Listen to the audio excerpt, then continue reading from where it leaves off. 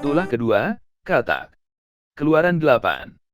Berfirmanlah Tuhan kepada Musa, "Pergilah menghadap Firaun dan katakan kepadanya, beginilah firman Tuhan, biarkanlah umatku pergi, supaya mereka beribadah kepadaku.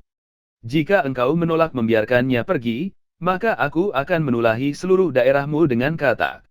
Katak-katak akan mengeriap dalam sungai Nil, lalu naik dan masuk ke dalam istanamu dan kamar tidurmu, ya sampai ke dalam tempat tidurmu, ke dalam rumah pegawai-pegawaimu, dan rakyatmu, bahkan ke dalam pembakaran rotimu serta ke dalam tempat adonanmu.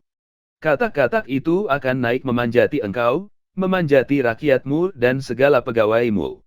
Berfirmanlah Tuhan kepada Musa, "Katakanlah kepada Harun, ulurkanlah tanganmu dengan tongkatmu ke atas sungai, ke atas selokan dan ke atas kolam, dan buatlah katak-katak bermunculan meliputi tanah Mesir."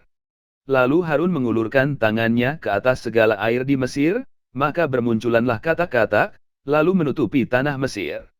Tetapi para ahli itu pun membuat yang demikian juga dengan ilmu-ilmu mantera mereka, sehingga mereka membuat katak-katak bermunculan meliputi tanah Mesir.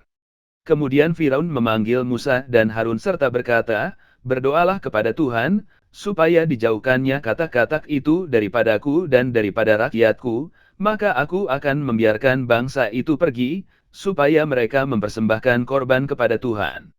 Kata Musa kepada Firaun, "Silakanlah tuanku katakan kepadaku, bila aku akan berdoa untukmu, untuk pegawaimu dan rakyatmu, supaya katak-katak itu dilenyapkan daripadamu dan dari rumah-rumahmu, dan hanya tinggal di sungai Nil saja."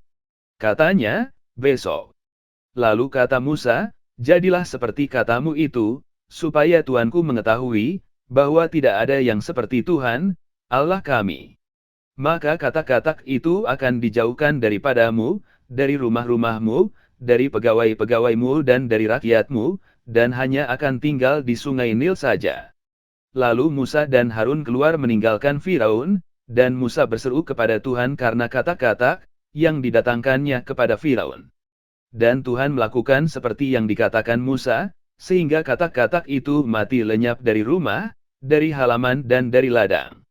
Dikumpulkan oranglah bangkai-bangkainya bertumpuk-tumpuk, sehingga tanah itu berbau busuk. Tetapi ketika Firaun melihat bahwa telah terasa kelegaan, ia tetap berkeras hati, dan tidak mau mendengarkan mereka keduanya seperti yang telah difirmankan Tuhan.